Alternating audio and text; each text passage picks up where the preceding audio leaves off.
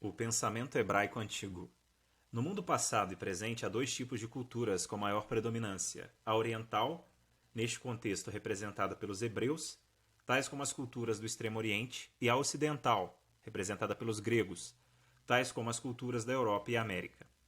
Necessário destacar que cada uma dessas culturas possui sua própria maneira de interpretar o modus vivendi do homem em sua relação com o universo.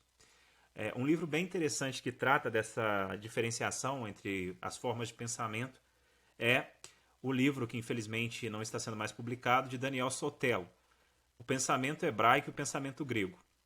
São formas de enxergar o cosmos muito diferentes, muito distintas. Os antigos hebreus interpretavam o modus vivendi do homem e sua relação com o universo a partir de um pensamento oriental. Tal pensamento ainda pode ser encontrado, preservado entre alguns povos que habitam a região do Oriente Médio e que ainda resistem à influência da cultura ocidental. O que aconteceu com esta antiga forma de pensamento hebraica? Por volta de 800 a.C., a cultura grega passou a ter predominância no norte. Esta cultura helênica trouxe consigo uma maneira de interpretar o modus vivendi do homem e a sua relação com o universo totalmente diferente da dos hebreus. Por volta de 200 a.C., os gregos se dirigiram para a região sul. Este foi um período de tempo tumultuado no qual duas diferentes culturas, a cultura grega e hebraica, se colidiram.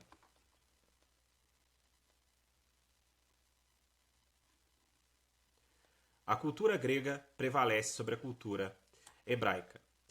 Depois de 400 anos de intensa resistência cultural, a cultura grega prevaleceu e virtualmente eliminou todos os traços da antiga cultura dos hebreus. A cultura grega influenciou não somente a cultura dos hebreus, mas também as culturas romana e europeia. Até mesmo nossa cultura brasileira, como também a cultura israelense moderna, sofreram influência da cultura helenista.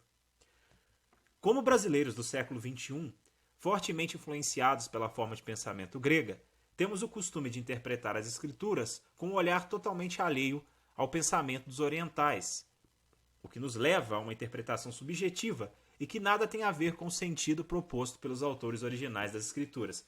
E aí eu coloquei duas imagens que retratam muito bem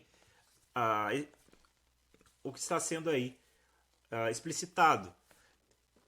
A cultura oriental, à esquerda, sendo representada aí pelos beduínos com uma cultura totalmente pastoril, vivendo muitas vezes em regiões extremas. E do lado esquerdo, a nossa forma de interpretar o texto bíblico, já com tecnologia, já não, com a ajuda de tablets, smartphones, computadores. E isso nos acomodou de uma certa forma.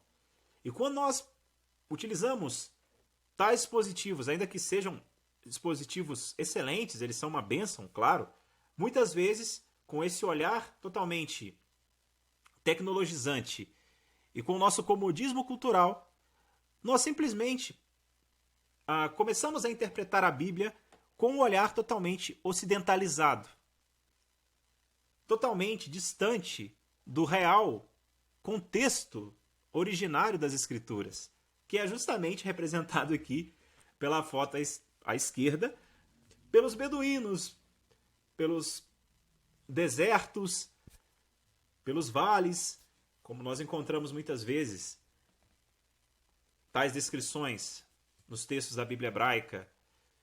Então, é necessário fazer essa diferenciação.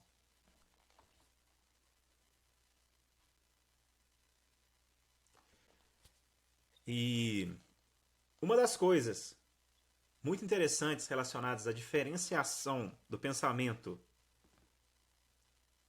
grego e hebraico é o conceito de pensamento abstrato versus pensamento concreto. E isso eu vou explicar no próximo vídeo. E é muito interessante a forma que os antigos semitas enxergavam o cosmos e os gregos também enxergavam o cosmos.